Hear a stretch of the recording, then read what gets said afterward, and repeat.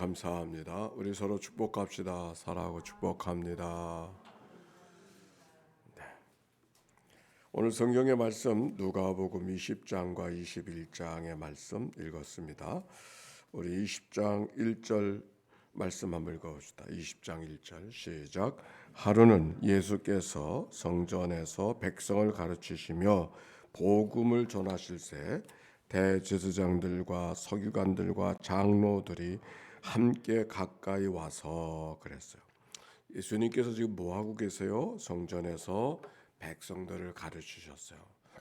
복음을 가르치셨다. 오늘 성경 복음을 전하실세, 즉 이 누가복음에게 복음, 하나님의 나라가 우리 가운데 임하고 가난한 자, 눌린 자, 포로된 자에게 자유를 포로됨에서 해방을 시켜주시는 하나님의 은총을 예수님을 통하여서 말씀을 전하게 되었습니다. 그랬더니 누가 왔는가 하니 대제사장과 서기관들과 장로들이 함께 왔다. 이 장로들은 원로들을 말하는 것입니다. 즉 대제사장들과 서기관들이 그때 어른들과 함께 예수님께 다가와서 막 말하는 거예요. 2절 말씀 읽어볼까요? 시작. 말하여 이르되 당신이 무슨 권위로 이런 일을 하는지 이 권위를 준 이가 누구인지 우리에게 말하라. 그렇게 말씀해요. 하나님의 말씀을 가르치고 복음을 이야기하니까 이 무슨 권위로 이런 일을 하느냐고, 이런 일을 하는가, 복음을 전하는 것에 대해서도 브레이크를 걸고 방해를 하고 이의를 제기할 뿐만 아니라 그 앞에 어떤 일이 있었는가 하는 것을 엿보게 되어지는데, 그 앞에는 성전에 들어가셔서 성전을 정화하신 이야기가 바로 그 앞부분에 기록이 되어져 있어요. 하나님의 기도하는 집을 너희들이 강도의 소굴로 만들었구나 하면서 예수님이 책망하시는 이야기가 말씀 속에 기록이 되어져 있는 겁니다. 그래서 이런 것들을 바라보고 사람들이 찾아와서 무슨 권위로 이런 일을 하느냐고 그렇게 말했어요. 무슨 권위로 이런 일을 하느냐고 묻는 것은, 이런 일을 하는 것은 적어도 자기들의 허락을 받고 해야 되는데 자기들의 허락 없이 이런 일을 어떻게 당신이 하는가라고 이야기하고 있는 것이죠. 즉 예수님이 그 나사렛의 갈릴리의 젊은이가 당신들의 권위에 도전했다고 하는 것이 이 말씀의 배경 속에 있는 거예요.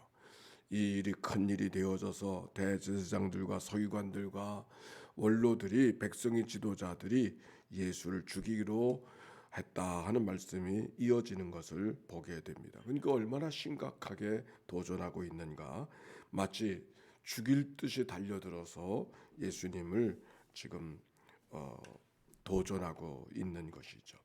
그때 예수님께서 그에게 대답하시면, 무슨 권위로 이런 일을 하느냐고 물었으니까 그렇게 질문을 통해서 대답하고 계셔요. 3절에 보니까 그러면 요한의 세례가 하늘로부터냐 사람으로부터냐 그렇게 물었어요. 대답하기가 쉽지 않았어요. 왜냐하면 요한의 세례, 그 요한이 회개하라 천국이 가까웠다고 말씀을 선포했는데 그가 말씀을 전하다가 지금 죽임을 당했지 않았습니까? 백성들은 요한이 제대로 산 사람이라고, 선지자 중에 한 사람이라고 칭송하고 있는데, 하늘로부터라고 하면은 왜 세례 요한이 하는 일을 다른 백성들처럼 받아들이지 않는가 이야기하고 있는 것이고, 사람으로부터라고 하면은 백성들이 선지자로 인정하는 그 요한을, 그 지도자들을 인정하지 않는다면 백성들에게 또 공격을 받을 것이기 때문에 이렇게도 말할 수가 없고 저렇게도 말할 수가 없는 그런 형편이 되었습니다. 그래서 말을 하지 못하고 있으니까 예수님께서 나도 대답하지 아니하겠노라고, 무슨 권위로 이와 같은 일을 하는지 대답하지 아니하겠노라고 말씀하시는 이야기가 1절부터 8절까지에 있는 이야기에 옳습니다. 그러면서 예수님께서 한 비유를 가르쳐 주시는 이야기가 포도원 주인의 비유를 이야기하고 있죠. 한 사람이 포도를 만들어서 농부들에게 주고 타국에 가서 오래 있다가 때가 돼서 소출을 돌려받으려고 종들을 보냈는데 농부들이 그 종을 어떻게 했습니까? 심히 때리고 거저 보냈다. 소출을 주워서 돌려보내는 것이 아니라 그냥 거저 보냈다 그랬어요. 그래서 이 주인이 다시 다른 종을 보냈는데 역시 다른 종도 능욕하고 다시 거저 보내버리고 말았어요. 주인이 어떻게 했을까요? 또 다른 종을 보냈어요. 그런데 마찬가지. 그런데 주인이 첫 번째도 실패, 두 번째도 실패, 세 번째도 실패를 했는데도 불구하고 주인이 또 어떻게 하고 있습니까? 성경을 봅시다. 20장 13절의 말씀 같이 읽어볼까요? 시작. 포도원 주인이 이르되 어찌할까? 내 사랑하는 아들을 보내리니 그들이 혹 그는 존대하리라 하였더니, 포도원 주인이 종들을 보내어 소출을 받으려고 했지만 그들이 그 종들을 종들로 영접하지, 내가 보낸 사람으로 영접하지 아니하고 오히려 능욕하고 때리고 그리고 돌려보냈으니까 이것이 웬일인가 싶어서, 그러면 내 아들을 보내봐야 되겠다. 저들이 사랑하는 아들이니 그 사랑하는 아들을 어떻게 할 것인가. 그래서 주인의 뜻을 잘 전할 수 있도록, 주인의 마음을 잘 전하려고 아들을 보냈어요. 어떤 일이 벌어졌을까요? 16절에 보니까 와서 그 농부들이 생각을 했습니다. 저가 상속자니 우리가 저를 해치워 버리면 그가 받을 유산을 우리가 나누어 가질 수 있지 않겠는가 생각하고 그 사랑하는 아들을 죽여버리고 말았어요. 거기 4절에 보니까 14절 15절에 보니까 포도원 밖에서 내쫓아 죽었느니라. 그런즉 포도원 주인이 이 사람들을 어떻게 하겠느냐? 와서 그 농부들을 진멸하고 포도원을 다른 사람에게 주리라 하시니 사람들이 듣고 이르되 그렇게 되지 말아지이다 하거늘. 17절 시작. 그들을 보내시며 이르시되 그런 기록된 바 건축자들의 버린 돌이 모퉁이의 머릿돌이 되었느니라 함이 어찌미냐. 여기 성경의 말씀의 비유는 하나님의 누군가를 지금 설명해 주고 있는 것이죠. 여러 종들을 농부들에게 보냈다고 하는 얘기는 여러 선지자를 보내신 하나님의 말, 하나님의 역사를 이야기하는 것이고, 그 종들을 보내다가 나중에는 아들을 보내셨단 말이에요. 사랑하는 아들, 둘도 없는 아들, 독자, 사랑하는 말이 들었을 때는 그밖에 없는 독자를 보냈다는 의미가 이 말씀 속에 있는 거예요. 아들 예수님을 이 땅에 보내주셨는데 그들을 능욕하고 그들을 십자가에 못 박았던 우리들의 모습, 사람들의 모습을 이 말씀 속에서 기억할 수 있는 것이죠. 그러면서 하시는 말씀이 건축자들의 버린 돌이 모퉁이의 머릿돌이 되었다. 건축자의 버린 돌, 십자가를 이야기하는 것이죠. 십자가 못 박아 죽인 것을 말하는 것이죠. 그런데 그 버려진 돌이 하나님께서 그를 하나님의 역사를 만드는, 인류를 구원하는 없어서는 아니 될 모퉁이 돌로 삼았음을 오늘 말씀을 통해서 우리에게 이야기하고 있는 거예요.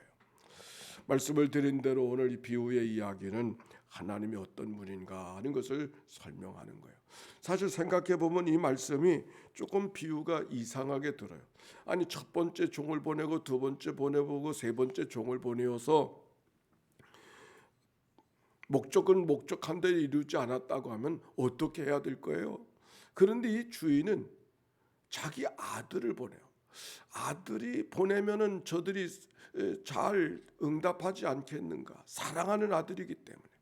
그런데 적반하장이라 사랑하는 아들이기 때문에 오히려 더 그들이 능욕하고 아주 죽여버리는, 없애버리는 그런 일을 저질렀던 이 이야기. 팀 켈러라고 하는 사람이 쓴 책 가운데 탕부 하나님이다 이런 책이 있습니다. 우린 탕자라고 하는 말은 들어봤지만 탕부, 타락한 아버지의 이야기는 낯선 이야기죠. 탕부 이야기는 무슨 말이냐면 하나님의 사랑을 이해할 수가 없다는 거예요. 너무 지나치게 사랑하시니까. 자기의 가슴에 못을 박고 나갔던 그 아들, 자기들의 재산을 다 허비하고 나갔던 그 아들, 그 탕자, 타락한 그 못된 그 아들, 그 당자 아닙니까? 근데 그 못된 아들을 어찌 묻지도 않고 따지도 않고 그대로 다 받아줄 수 있느냐? 아버지의 사랑은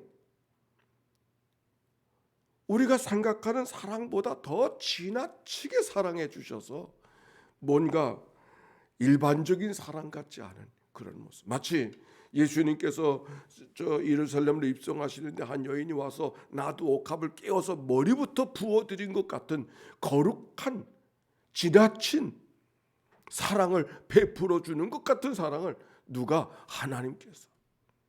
아니 종들을 보내어서 일이 잘못되온 줄 알면은 어떻게 다른 조치를 취해야지 아들을 보냅니까?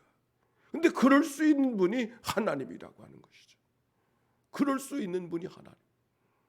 거룩한 사랑, 지나친 사랑, 이해할 수 없는 사람, 인간의 경우로는 도대체 용납할 수 없는 사랑.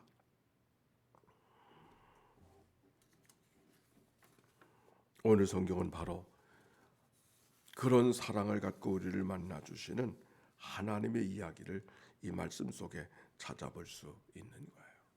하나님이 어떤 분인가? 우리가 때때로 살아가면서 하나님을 이해할 수 없는 분이라고, 세상을 이해할 수 없다고 이렇게 말할 때가 있지만 그렇습니다. 하나님을 이해할 수가 없는 분이에요. 우리가 이해할 수 있는 그 이상 우리를 사랑하시고 우리가 생각할 수 있는 그 이상 우리의 삶을 돌보시는 분이 하나님이시기 때문에 오늘 성경이 그렇게 말하잖아요.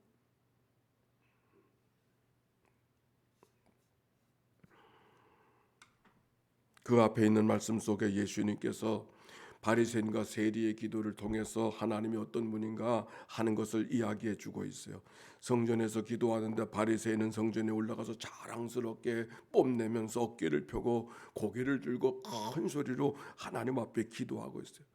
그러나 세리는 멀리 서서 하나님을 쳐다보지도 못하고 가슴만 두드리면서 그렇게 하나님 앞에 나를 죄인을 불쌍히 여기소서 한탄하듯 기도하는 모습이 그 앞에 기록이 되어져 있어요.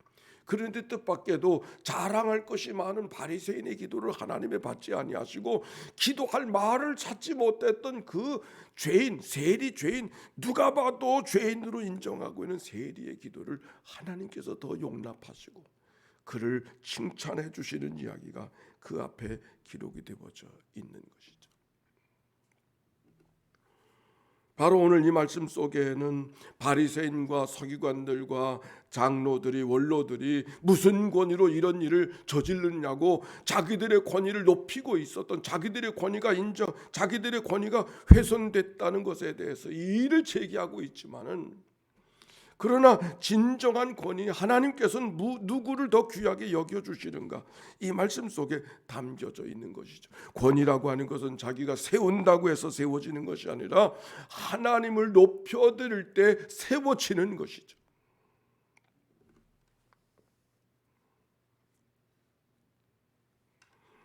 대제사장들과 서기관들과 원로들은 성전의 권위를 말하지만 하나님의 권위보다 자기들의 권위를 더 관심하고 있던 이들의 모습을 주님께서 책망하시는 이야기가 오늘 성경 속에 기록이 되어져 있는 거예요. 너희들이 손가락질하고 책망하고 무시하고 있는 그 가난한 자, 눌린 자, 포로된 자, 바로 여인들, 바로 그들을 우리 하나님께서 더 귀히 여겨 주신다고 하는 이 하나님의 말씀. 권위. 우리가 사는 세상 속에는 권위가 없어지는 세대에 옳습니다. 권위라는 말 자체가 딱딱하고 저항감을 느끼게 하는 그런 세상인 것이죠. 권위주의는 배격해야 되지만 권위를 잃어버리면 안 되는 것이죠. 가정에도 권위가 있고 교회도 권위가 있고 우리가 사는 세상에도 권위가 있습니다. 근데 권위라고 하는 것은 어디서 세워지는가? 권위라는 말의 헬라 말은 엑수시아라고 하는 말인데 엑수시아라고 하는 말은 엑스라는 말은 무엇으로부터 밖으로 그런 말 무엇으로부터 우시아라고 하는 말은 본질로부터. 권위는 어디서 생겨나는가? 엑수시아 본질로부터. 외양으로부터 권위가 나오는 것이 아니라 본질로부터. 진정한 권위는 하나님의 권위를 세워드릴 때 하나님께서 권위를 만들어 주시는 것이라고 하는 말씀. 백성들이 무슨 권위로 이런 일을 했느냐고, 왜 우리들의 권위를 왜 훼손했느냐고 해서 권위가 세워지는 것이 아니라 하나님의 권위를 높여드릴 때 하나님께서 세워주시는 그 권위를 예수님께서 말씀하고 있는 것이죠. 오늘도 이 아침 우리가 하나님 앞에 나왔습니다. 우리의 권위는 어떤 권위 앞에 고개를 숙이고 있는가? 본질로부터 나온다 그랬어요.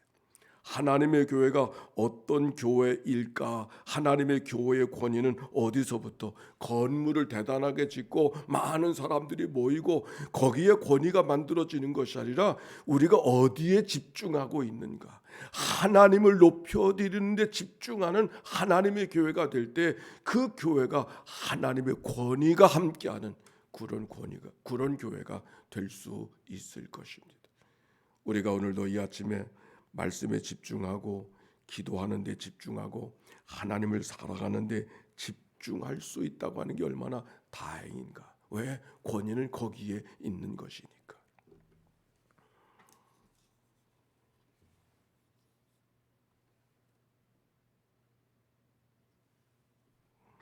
오늘도 이 아침 우리가 하나님 앞에 기도하게 할 때 우리들의 모든 일들이 하나님 앞에 집중해서 하나님의 권위를 높여드림으로 하나님의 권위가 주는 그런 은총이 우리들의 심령 속에, 우리가 권위를 인정할 때 권위가 주는 보호를 받을 수 있는 것처럼, 부모의 권위를 인정할 때 부모의 사랑을 받을 수 있는 것처럼, 부모의 권위를 무시하게 되어지면 부모의 사랑을 받을 수가 없는 것이죠. 우리가 하나님의 권위에 집중할 때 하나님의 권위가 주는 보호를, 하나님의 권위가 주는 사랑을 우리가 받을 수 있음을 기억하고, 우리가 하나님의 권위를 높여드리는, 하나님의 기뻐하시는 일이 무엇인가 거기에 집중해서 살아가는 믿음의 교회, 그런 믿음의 삶이 우리 모두 가운데 있게 되시기를 주의 이름으로 축원합니다.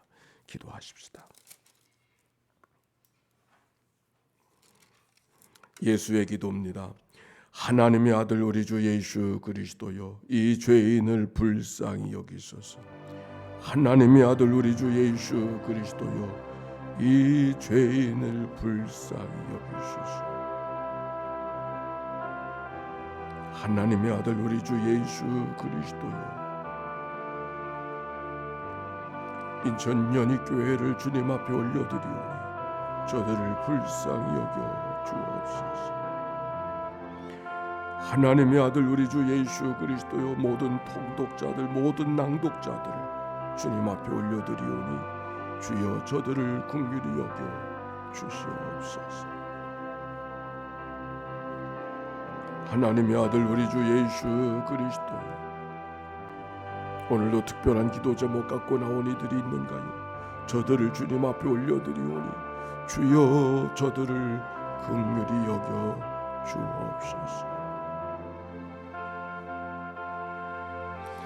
하나님의 아들 우리 주 예수 그리스도여, 오늘도 귀한 예물 봉헌하는 믿음의 가족들을 주님 앞에 올려드리오니 주여 저들을 긍휼히 여겨 주옵소서.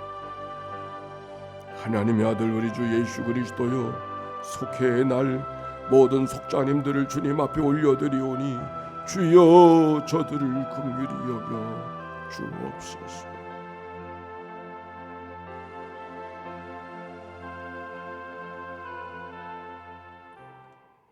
새벽을 깨워 주께로 달려나오게 하시고 하나님의 말씀 앞에 나를 돌아볼 수 있는 시간 되게 하여 주시오니 참으로 감사를 드립니다. 새벽을 깨워 주께로 다가서는 믿음의 권속들을 주님께서 미쁘게 여겨주사 하나님을 높여드리기 원하는 저들의 중심을 연락하여 주시옵시고 하나님의 사랑과 하나님의 능력과 하나님의 은총 안에 오늘도 붙들려 살아가는 하나님의 사람들이 되게 해 주옵소서. 하나님의 권위 아래 보호받는 교회요, 하나님의 권위 안에 보호받는 가정이요, 하나님의 권위 안에 보호받는 심령들 되게 해 주시옵소서. 하나님의 거룩한 은혜가 흘러넘치는 모든 권속들 되도록 인도해 주옵소서. 오늘도 귀한 예물 봉헌하는 믿음의 권속들, 특별히 일천 번째 예물을 봉헌하는 박철순 권사님, 초하루 새벽기도 헌금을 봉헌하는 신은영 권사님, 또 창립감사 특별헌금 연락하여 주시옵시고, 우리가 함께 모아 하나님 앞에 헌신하기를 원하는 저들의 중심을 연락하시고, 저들 앞에 쓰여져 있는 기도의 제목대로 응답받는 은혜가 있게 해 주옵소서. 이 한날을 다 주께 의탁하올 때 구주 예수님의 이름으로 기도하옵나이다. 아멘. 성부 성자 성령 삼일체 하나님의 크신 은혜와 사랑과 역사가 이제와 같이 영원히 함께해 주시기를 축원하옵나이다. 아멘.